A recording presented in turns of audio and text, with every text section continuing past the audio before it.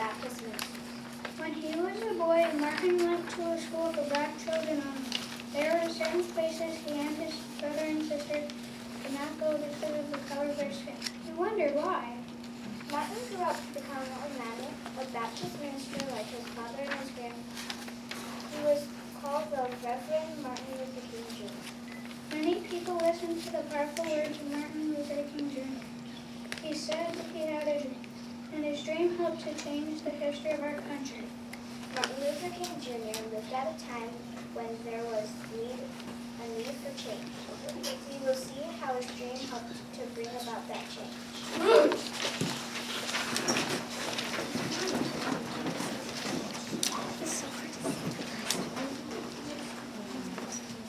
This month, we celebrate the birthday of a great American. His name is Martin Luther King Jr. Why was he so great? What did he do? I've heard his name, but I don't know why he was so famous. Which one of you can tell us something about Martin Luther King Jr.? My grandmother lived in Montgomery. That's in Alabama. She told me all about him. Tell us what she told you, Dina. Martin Luther King was a preacher in Montgomery, and my grandmother went to his church. She said that a long time ago there was a law in Alabama that black people had to sit in the back of city buses. If a bus was crowded, they had to stand up when white people wanted their seats. Whoever heard of a law like that? Besides, what does that have to do with Martin Luther King? James, that law was a bad one, and Martin Luther King Jr. set out to change it. It all started one day when a tiny little black lady named Rosa Parks wrote the unfair law.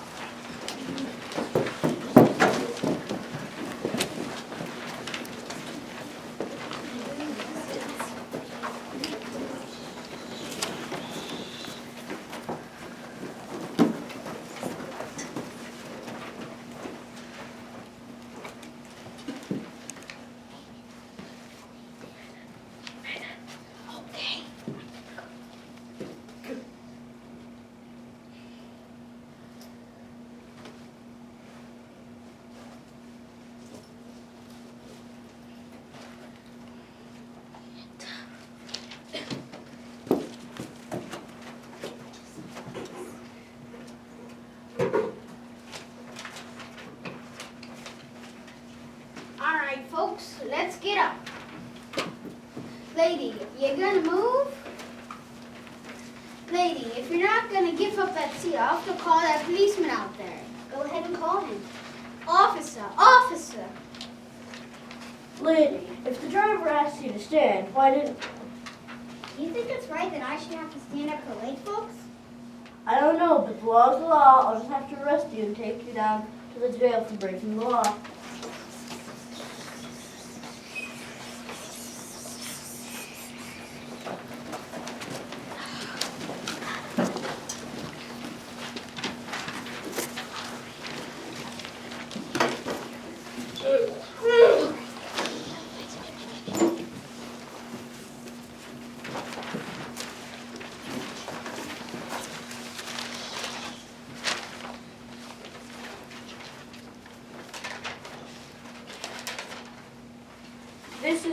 This is not just a law, and we will protest it. We will not ride city buses in Montgomery.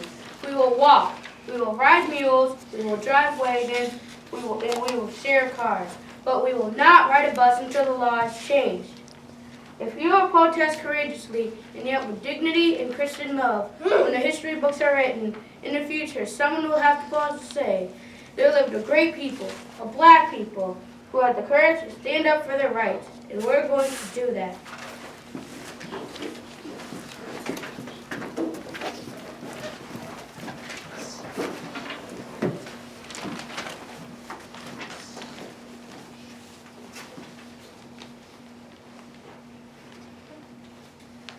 Wow, what happened? Martin Luther King and his people did not ride the Montgomery buses for a whole year. Did they change the law? Yes, James. The United States Supreme Court decided that people riding on buses cannot be separated or segregated because of the color of their skin. Then Martin Luther King won a victory for all the people ever in the United States, didn't he? Yes, and it was the first of many victories, boys and girls. Dr. King became the voice of black people across the land.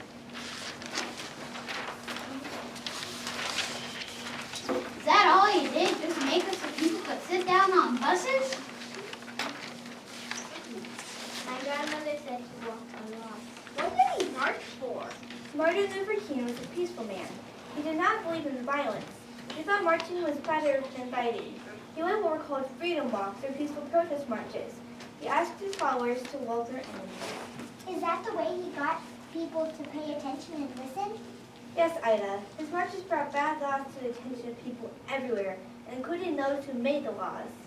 My grandmother remembers when black people could only eat in special restaurants for black people. She couldn't go to movies where white people went. That's what the march was all about, Dina. About eating places and movies? James, it's about giving everyone the same rights. Was it right to have one set of rules or laws for white people and another set for those with black skin? Remember the bus? Don't you think that old people should be able to sit or stand where they please? But I still don't understand how Martin Luther King changed things. New laws were needed to bring change, David. Martin Luther King Jr. marched and preached about the need for change and the right to equal laws and treatment for everyone. Many important people, both black and white, heard his words. They joined the Martin Luther King movement in cities all over America. I saw something on TV that happened a long time ago. Marchers were carrying signs and there were so many people you couldn't see the streets or sidewalks. Once, Dr. King and his friends led 200,000 people in a march in the nation's capital, Washington, D.C. It's the biggest public action by a group of people in the history of our country.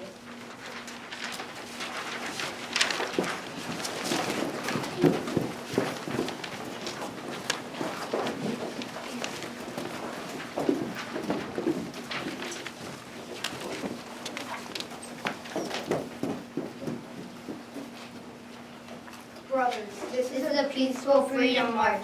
The people of our country will see us and hear our voices. They will know that we must have new laws, laws that are the same for all people. We will march to the steps of the Lincoln Memorial. That is a good place to talk about equal rights and freedoms. Let's go! Sing out freedom!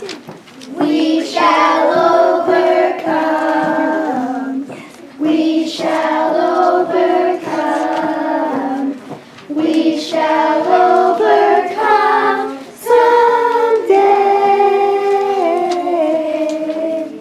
Oh, deep in my heart, I do believe we shall overcome someday. We'll walk hand in hand. We'll walk hand in hand. We'll walk hand in hand someday. Oh, deep in my heart, I do believe we shall overcome someday. We shall stand together. We shall stand together. We shall stand together now. Oh, deep in my heart, I do believe we shall overcome someday. The truth will make us free. The truth will make us free. The truth will make us free someday. Oh, deep in my heart, I do believe we shall overcome someday.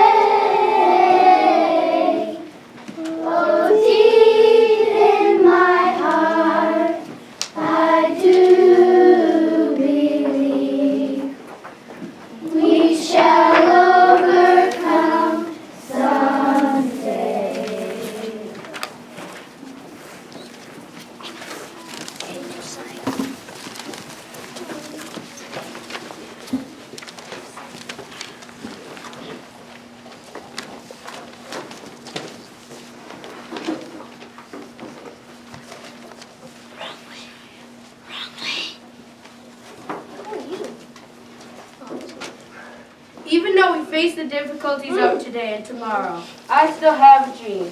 I have a dream that one day this nation will rise up, live out of the true meaning of its creed. We hold these truths to be self-evident that all men are created equal. I have a dream that one day the red hills of Georgia, the sons of former slaves, and the sons of former slave owners will be able to sit together at the table of brotherhood. I have a dream that my 4 children will live in a nation where they will not be judged by the color of their skin, but by the content for their character. When we allow freedom to ring from every town and every hamlet, we will be able to speed up that day when all God's children will be able to join hands and sing the words of the old Negro spiritual. Free at last, free at last. Oh, great God Almighty, we're free at last.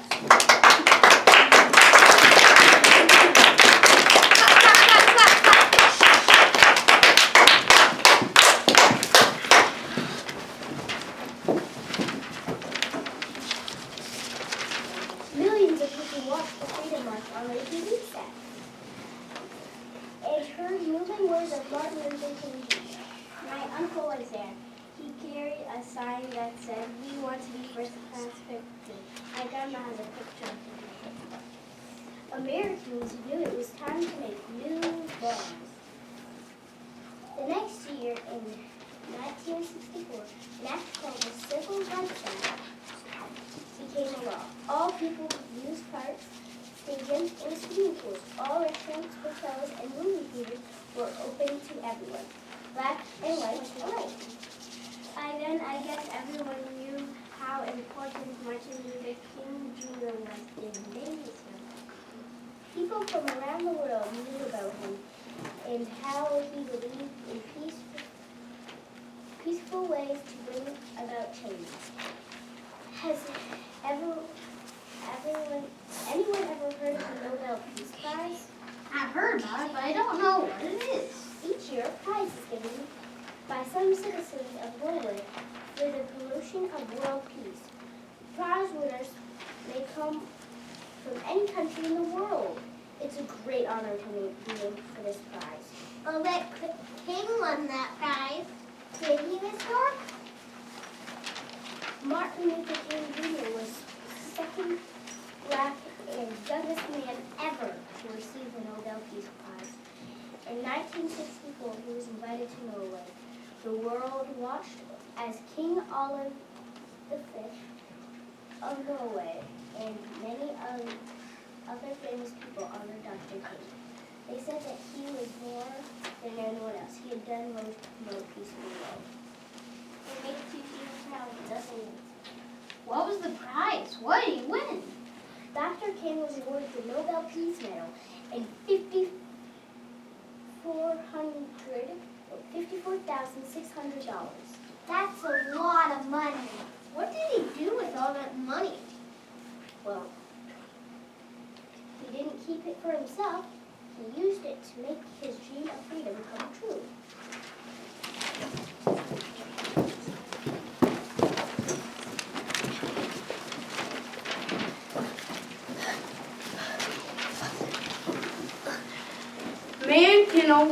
Man can overcome the oppression and violence without resorting to violence.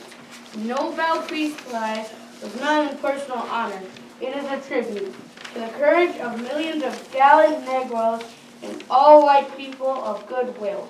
They established a nonviolent force in seeking to establish a reign of justice and rule of love in the United States.